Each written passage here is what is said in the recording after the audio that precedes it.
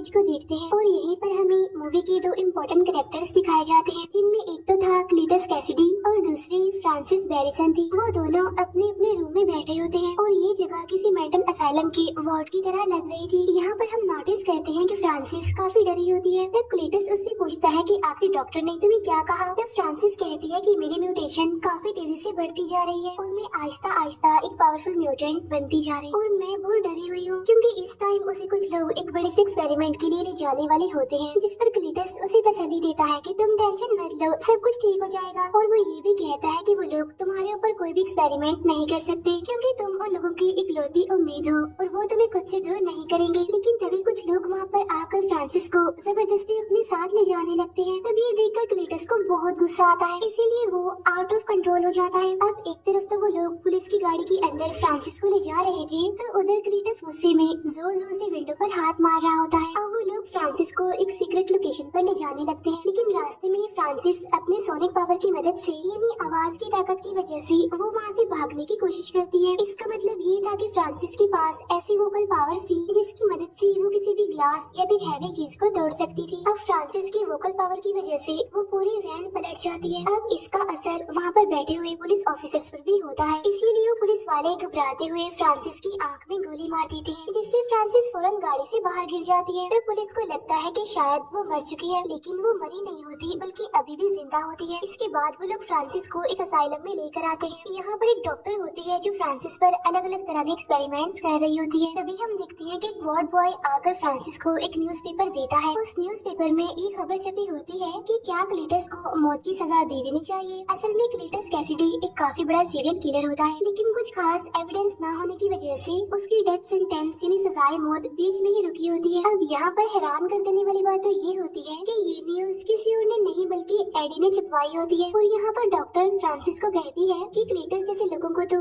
मौत की सजा जरूर होनी चाहिए। फिर नेक्स्ट सीन में हम डिटेक्टिव को देखते हैं जो कि एडी के साथ बात कर रहा होता है। यहाँ पर एडी डिटेक्टिव को कहता है कि मेरा क्लीटस से कोई भी लेना देना नहीं है, जिस पर वो डिटेक्टिव कहता है कि वो तो सिर्फ और सिर्फ तुमसे ही बात करना चाहता है। तब ये सुनकर एडी पूछता है कि मुझ में ऐसी क्या खास बात है जो मुझसे ही बात करना चाहता है। तब डिटेक्टिव कहता है कि जरूर कोई डेड बॉडी से रिलेटेड बातें होंगी जो वो तुमसे शेयर करना चाहता है, जाके एक बार उससे बात तो जरूर करनी चाहिए तुम्हें। अब यहाँ पर हम देखते हैं कि एडी की बॉडी से वेनम बाहर आकर उस डिटेक्टिव को खाने ही वाला होता है, लेकिन तभी एडी वेनम को रोक लेता है। इसके बाद वो दोनों यानी एडी और वेनम वॉशरूम में चले जाते हैं, जहाँ अंदर जाकर ये दोनों बातें करने लगते हैं। तभी वहाँ बैठी एक लेडी और डिटेक्टिव इनकी बातें सुन रहे थे। इन बातों में वेनम एडी को कहता है कि हमें सिटी के अंदर जाकर सिटी को प्रोटेक्ट करना चाहिए और यहाँ पर हम लोग बैठकर सिर्फ और सिर्फ बातें कर रहे हैं। अब यहाँ पर अगर देखा जाए तो वेनम एडी की इंसल्ट कर रहा होता है और साथ साथ उसे चिढ़ाता भी है, जिस पर एडी उसे कहता है कि वेनम तुम्हें मेरी रिस्पेक्ट करनी चाहिए, मैं तुम्हारा होस्ट हूँ, तो कम से कम इस बात की तो इज्जत रख लो। इसके फौरन बाद एडी यानी वेनम क्लीटस से मिलने के लिए एग्री हो जाता है। इसके बाद एडी क्लीटस से मिलने के लिए एक जेल में आता है। अब यहाँ पर उन दोनों के बीच बातें होने लगती है। यहाँ पर एडी क्लीटस से पूछता है कि आखिर तुम्हें मुझसे क्या चाहिए, तुमने मुझे यहाँ पर क्यों बुलवाया है। तब क्लीटस कहता है कि तुम्हें मेरे फैंस के लिए एक न्यूज को प्रिंट करना होगा और इसके बदले में मैं तुम्हें एक एक्सक्लूसिव इंटरव्यू दूंगा और इस इंटरव्यू में मैं तुम्हें अपने सारे सीक्रेट्स बता दूंगा कि आखिर मैंने जितने भी मर्डर्स किए हैं उनके पीछे क्या राज है और वो डेड बॉडीज कहाँ पर हैं। तब एडी उससे पूछता है कि आखिर इस पूरे काम के लिए तुमने मुझे ही क्यों चुना। तब जवाब में क्लीटस उससे कहता है बिकॉज आई लाइक यू। अब यहाँ पर क्लीटस एडी को वही न्यूज प्रिंट करने के लिए कहता है जो फ्रांसिस ने कुछ दिन पहले ही पढ़ी होती है। और जब एडी वहाँ से जाने लगता है तो क्लीटस उसे रोक लेता है और उसका ध्यान दीवार पर बनी कुछ शेप्स पर कर देता है। वहाँ पर कुछ मैसेजेस भी लिखी होती हैं, साथ साथ कुछ खबरें भी बनी होती हैं, जिसे देखकर एडी वहाँ से आगे निकल जाता है। जाते जाते क्लीटस एडी को कहता है कि प्लीज मुझे भूल मत जाना। और जब एडी बाहर आता है तो वो डिटेक्टिव उससे पूछता है कि आखिर तुम्हें क्लीटस ने क्या कहा, जिस पर एडी सारी बात छुपाते हुए उसे कहता है कि अभी तक उसने मुझे कुछ भी नहीं कहा, लेकिन मेरी इंक्वायरी अभी भी उस पर जारी है और वैसे भी इस तरह की चीजों का पता लगवाने के लिए थोड़ा टाइम तो लगता ही है। फिर एडी अपनी बाइक पर बैठकर वहाँ से निकल जाता है। घर आने के बाद वेनम एडी की हेल्प करता है दीवार पर बनी उन सारे डायग्राम्स को डिकोड करने के लिए।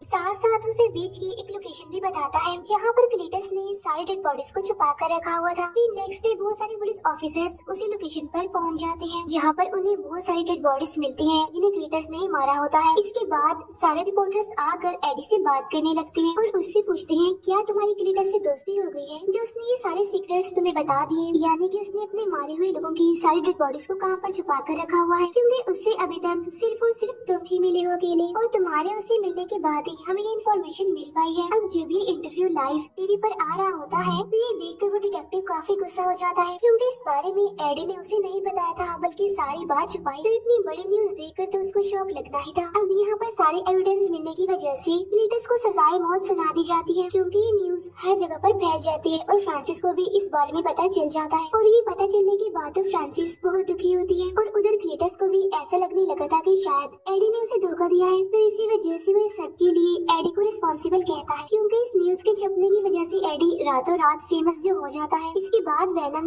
एडी को कहता है कि हम मिलकर दुश्मनों का खात्मा करेंगे और वो एडी को ये भी कहता है कि अब मैं मुर्गियाँ खा खा कर तंग आ चुका हूँ और अब मैं इंसानों को खाने के लिए बेचैन हूँ। तब ये सुनकर एडी उसे कहता है कि हम तो पहले ही क्लीटस के केस में उलझे हुए हैं, तो इसीलिए समझदारी इसी में है कि हमें और कोई रिस्क नहीं लेना चाहिए और अगर किसी भी पर्सन की मौत हो गई या फिर कोई गायब हो गया तो FBI का सीधा शक हमारे ऊपर ही होगा, इसीलिए इस टाइम में हम किसी भी मुसीबत को दावत नहीं दे सकते। अब इसी वजह से उन दोनों के बीच बहस होने लगती है और वेनम एडी को बुरा भला कहने लगता है। तब यहाँ पर एडी उसे फिर से कह देता है कि प्लीज मेरी रिस्पेक्ट किया करो। इसके बाद एडी मिलने के लिए एक शॉपकीपर के पास जाता है। इसके बाद वो सीधा एक पोल्ट्री फार्म में जाता है जहाँ पर आते ही वेनम बहुत सारी मुर्गियाँ खाने लगता है। अब खाना खाने के बाद जब भी दोनों वहाँ से जाने ही वाले होते हैं कि तभी रास्ते में गैंगस्टर एक लेडी को परेशान कर रहा होता है और उससे पैसे छीन कर वहाँ से भागने की कोशिश करता है। तब एडी वेनम को इस मसले में ना पड़ने के लिए कहता है लेकिन वेनम एडी की कोई बात नहीं सुनता और वो उस गैंगस्टर को खाने की कोशिश करता है। यहाँ पर एडी वेनम से काफी रिक्वेस्ट भी करता है कि प्लीज ऐसा मत करो, इसीलिए वेनम उस गैंगस्टर को छोड़ देता है और वो दोनों आगे बढ़ जाते हैं। और तभी अचानक से एडी के पास उसके फ्रेंड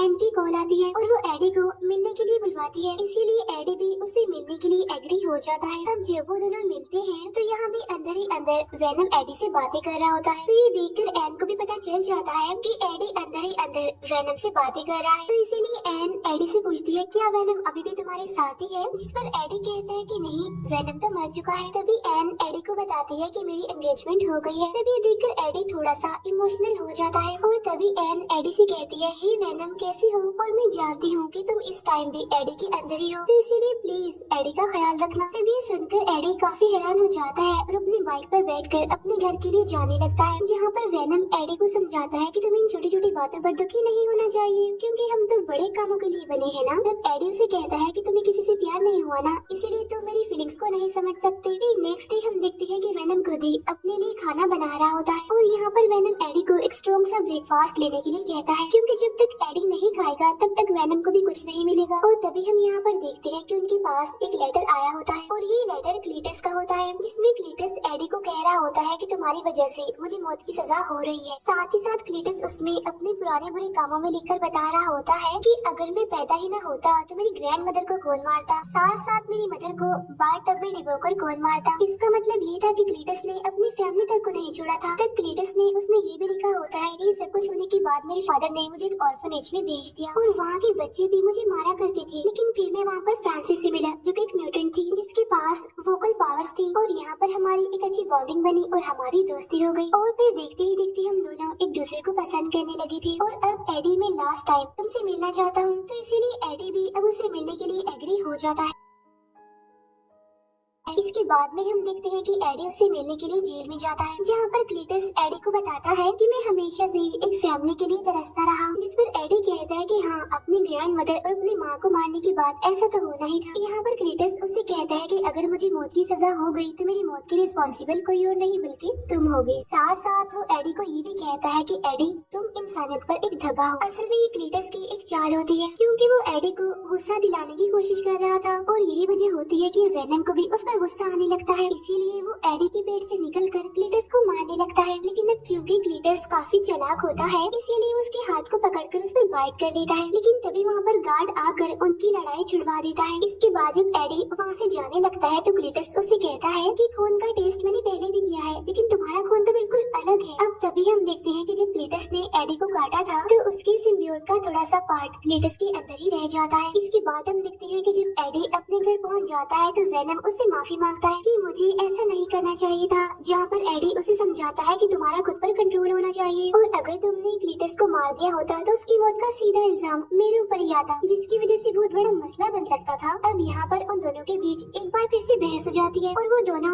एक दूसरे को बुरा भला कहने लगते हैं। एक बोलता है कि मैं तुम्हें झेल रहा हूँ तो दूसरा बोलता है कि मैं तुम्हें बियर कर रहा हूँ। तब यहाँ पर वेनम एडी को कहता है कि तुम एक लूजर थे, मैंने आकर तुम्हें बचाया, तुम्हें एक नई पहचान दी और जब से क्लीटस का केस तुम्हारे पास आया है तुम तो फेमस हो गई हो। तब ये सुनकर एडी को काफी गुस्सा आ जाता है और वो वेनम को वहाँ से जाने के लिए कहता है। इसी वजह से वेनम को भी काफी गुस्सा आ जाता है और वो घर में तबाही मचा देता है। अब फाइनली यहाँ पर वेनम एडी की बॉडी को छोड़कर वहाँ से निकल जाता है। वहाँ से जाते जाते वो एडी की बाइक को भी तोड़ देता है। नेक्स्ट सीन में हम क्लीटस को देखते हैं जिसे डेथ सेंटेंस यानी सजाए मौत सुना दी गई थी और जब वो लोग उसे इंजेक्शन लगाकर मारने ही वाले होते हैं, लेकिन तभी उस इंजेक्शन और बॉडी में होने वाली रिएक्शन की वजह से वो छोटा सा सिम्बियोट का टुकड़ा क्लीटस की बॉडी से कनेक्ट कर जाता है, जिसकी वजह से आहिस्ता आहिस्ता नया सिम्बियोट पैदा होता है और वो होता है दी कार्नेज। अब देखते ही देखते कार्नेज अपने फुल फॉर्म में आ जाता है, जिसे देखकर वो सारे लोग काफी डर जाते हैं और वहाँ से चिल्लाते हुए भागने की कोशिश करते हैं। यहाँ पर हम देखते हैं कि कार्नेज दिखने में काफी बड़ा, काफी भयानक और बहुत ज्यादा पावरफुल है। इसके बाद कार्नेज देखते ही देखते सारे पुलिस ऑफिसर्स को खा लेता है और कैदियों को वहाँ से छुड़ाकर निकाल देता है। नेक्स्ट सीन में हम देखते हैं एडी को जो टीवी देख रहा था और वहाँ पर उसे पता चलता है कि क्लीटस जेल से एस्केप कर गया है। तब इस वजह से एडी काफी हैरान और काफी परेशान हो जाता है और तभी वहाँ पर एडी से मिलने के लिए वो डिटेक्टिव आता है और वो इस सारे इंसिडेंट का रिस्पॉन्सिबल एडी को कहता है, जिस पर एडी कहता है कि नहीं, मैं तो इस बारे में कुछ नहीं जानता कि आखिर क्लीटस वहाँ से कैसे भाग गया, इसीलिए तुम इसका रिस्पॉन्सिबल मुझे नहीं कह सकते। तभी ये सुनकर वो डिटेक्टिव कहता है कि वो सिर्फ और सिर्फ तुमसे मिला है, तो क्या पता उसे वहाँ से आजाद करने में तुम्हारा ही कोई मास्टर प्लान हो। उधर हम देखते हैं कि वेनम एक एक करके बॉडीज को रिचेंज कर रहा होता है क्योंकि उसे अपने मुताबिक कोई सुटेबल बॉडी नहीं मिल रही थी। इसके बाद वो एक लड़की को पोजेस करके एक पार्टी में चला जाता है जहाँ पर सभी लोगों ने अलग अलग तरह के कॉस्ट्यूम पहन रखे थे और वहाँ पर एक हेलोवीन पार्टी जैसा माहौल होता है जहाँ पर सभी को लगता है कि वेनम ने भी एक कॉस्ट्यूम पहना हुआ है जिसमें वो काफी स्मार्ट लग रहा है और साथ साथ साइज में काफी बड़ा भी, इसीलिए सभी लोग उसकी तारीफ करने लगते हैं। फिर हम क्लीटस को देखते हैं जो कि गाड़ी चुराकर भाग रहा होता है। अब जिस तरह से वेनम एडी से बात किया करता था वैसे ही यहाँ पर कार्नेज क्लीटस से बातें कर रहा होता है और वो कहता है कि अभी तक दुनिया में सिर्फ एक ही सिम्बियोट है और वो है वेनम, और अगर हम दोनों मिलकर उसे खत्म कर दें यानी वेनम को खत्म कर दें तो पूरी दुनिया पर हमारा ही राज होगा। जिस पर क्लीटस कहता है कि सबसे पहले मुझे अपने पार्टनर यानी फ्रांसिस को आजाद करवाना है क्योंकि मैं उससे बहुत प्यार करता हूँ और वो मेरे साथ होने चाहिए। तभी ये सुनकर कार्नेज भी उसकी बात पर एग्री करता है। उधर पार्टी में वेनम काफी एंजॉय कर रहा होता है, डांस कर रहा होता है और इवन वो कंपटीशन भी जीत जाता है। वहाँ पर वेनम एक स्पीच भी देता है लेकिन वो एडी को काफी मिस कर रहा होता है। फिर एडी उसी ऑर्फनेज में पहुँचता है जहाँ पर क्लीटस रहा करता था, जहाँ उसे दीवार पर CK+FB लिखा हुआ दिखाई देता है। फिर एडी डिटेक्टिव को कॉल करके उसे इस बारे में इन्फॉर्म करता है कि मैं उस ऑर्फनेज में हूँ जहाँ पर क्लीटस रहा करता था। तब यहाँ पर डिटेक्टिव उससे पूछता है कि आखिर FB का मतलब क्या है। तब एडी उसे बताता है कि FB का मतलब फ्रांसिस बैरिसन है। तब ये सुनकर वो डिटेक्टिव कहता है कि हमारे कुछ लोग फ्रांसिस को एक बड़े एक्सपेरिमेंट के लिए ले जा रहे हैं। यहाँ पर वो डिटेक्टिव उस इंसिडेंट की बात कर रहा होता है जो पुलिस ऑफिसर ने फ्रांसिस पर गोली चलाई थी, लेकिन उस डिटेक्टिव को ये बात पता नहीं होती कि फ्रांसिस बैरिसन अभी जिंदा है।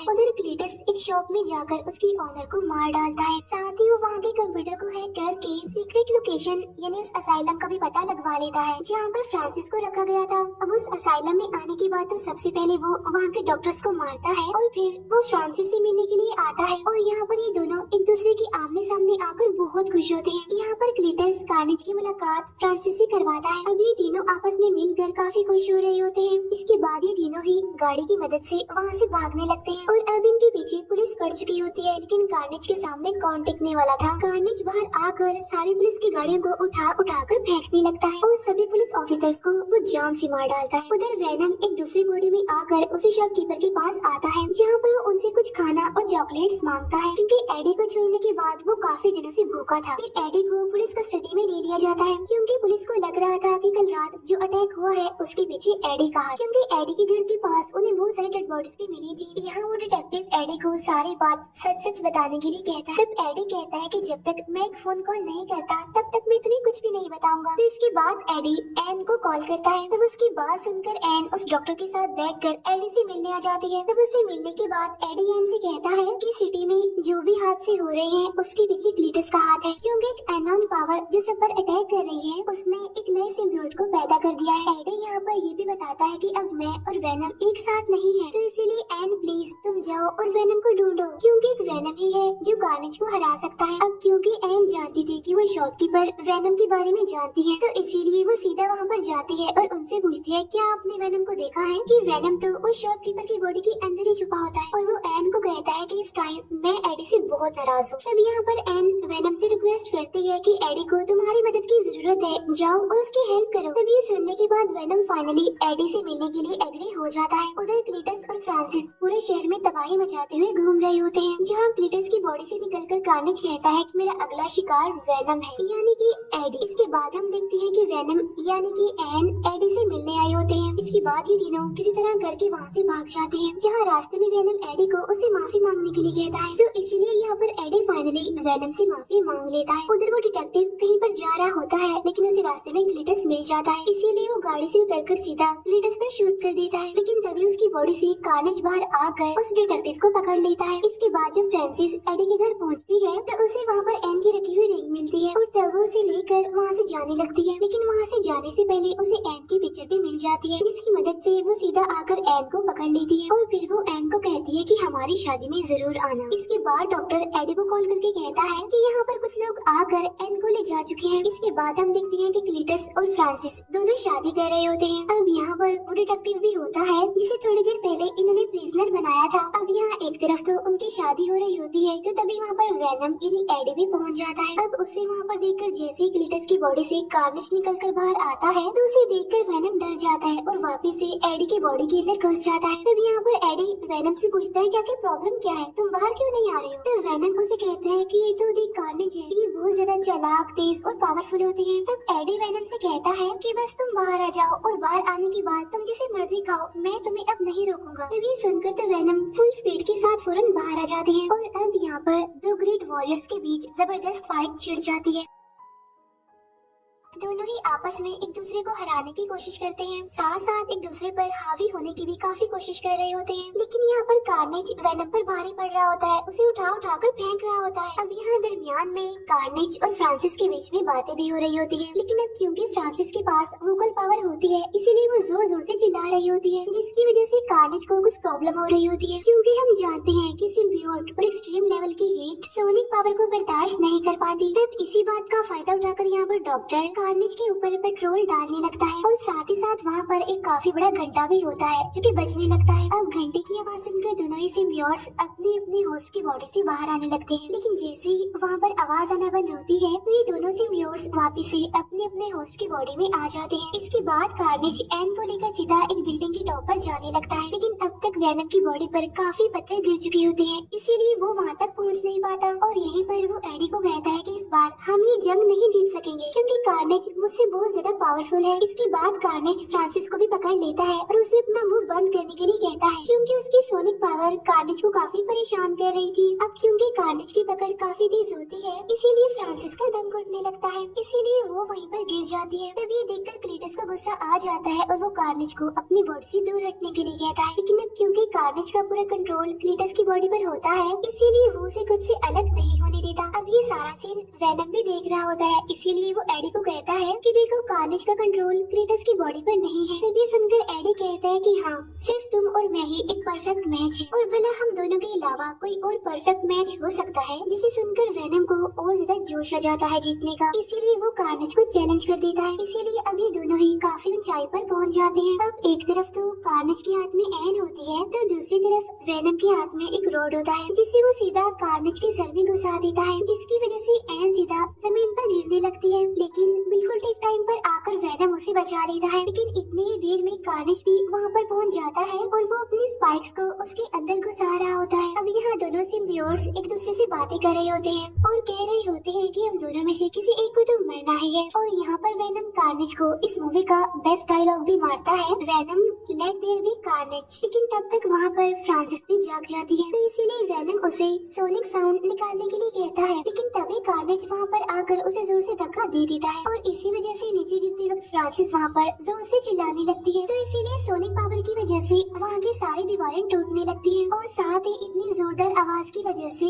दोनों ही सिम्बियोट अपने अपने होस्ट की बॉडी से अलग हो जाते हैं। लेकिन तभी वहाँ पर वो बड़ा सा घंटा नीचे आकर गिरने लगता है, लेकिन उसके नीचे फ्रांसिस लेटी होती है। लेकिन तभी वेनम वहाँ पर एक बार फिर से आकर एडी एंड उस डॉक्टर और फ्रांसिस को बचा लेता है। यहाँ पर क्लीटस की बॉडी से कार्नेज पूरी तरह से अलग हो चुका था और यहाँ पर कार्नेज दोबारा से आकर क्लीटस की बॉडी से मिलने की कोशिश करता है, लेकिन तब तक वेनम वहाँ पर आकर उसे खा लेता है। इसके बाद वेनम वहाँ पर आकर क्लीटस को पकड़ लेता है। इसके बाद वेनम क्लीटस को भी जान से मार डालता है और इतनी ही देर में वहाँ पर पुलिस भी आ जाती है और फाइनली सारे खतरे भी टल जाते हैं। इसके बाद एडी उस डॉक्टर को कहता है कि तुम एन को अपने साथ ले जाओ, लेकिन यहाँ पर हम देखते हैं कि इस हादसे में वो डिटेक्टिव बच गया होता है। इसके बाद हम देखते हैं कि वेनम और एडी एक किनारे के पास बैठे होते हैं, लेकिन इसके बाद सीन शिफ्ट होकर एक रूम पर आता है जहाँ पर एडी बेड पर सो रहा होता है। तो वेनम उसे पूछता है कि हम दोनों को एक दूसरे से कुछ सीक्रेट्स छुपाने चाहिए। तब एडी कहता है कि हर चीज का एक पास्ट होता है। तो वेनम उसे कहता है कि मैं तुम्हें कुछ बताना चाहता हूँ, लेकिन अगर मैं तुम्हें बताऊंगा तो तुम्हारा दिमाग फट जाएगा। लेकिन ऐसी बहुत सारी बातें हैं जो मैं जानता हूँ और तुम्हें बताना भी चाहता हूँ, लेकिन वो सारी बातें बहुत ज्यादा कॉम्प्लिकेटेड है। तब यहाँ पर एडी को लगता है कि शायद वो अपने सिम्बियोट के बारे में उसे बताएगा, लेकिन तभी वहाँ पर टीवी फ्लिकर करने लगता है और आसपास की सारी चीजें बदलने लगती हैं। अब यहाँ पर एडी को ऐसा लगता है कि शायद ये सब कुछ वेनम कर रहा है। तभी सुनकर वेनम कहता है कि नहीं, ये सारी चीजें मैं खुद नहीं कर रहा हूँ। लेकिन तभी हम देखते हैं कि सामने से एक गोल्डन कलर की लाइट चमकने लगती है। इसके बाद हम देखते हैं कि वेनम स्पाइडरमैन के यूनिवर्स में पहुँच गए हैं, यानी इसका मतलब ये है कि वेनम भी अब स्पाइडरमैन के यूनिवर्स का हिस्सा बन गए हैं। अब इसी सस्पेंस के साथ ये मूवी यहीं पर एंड हो जाती है।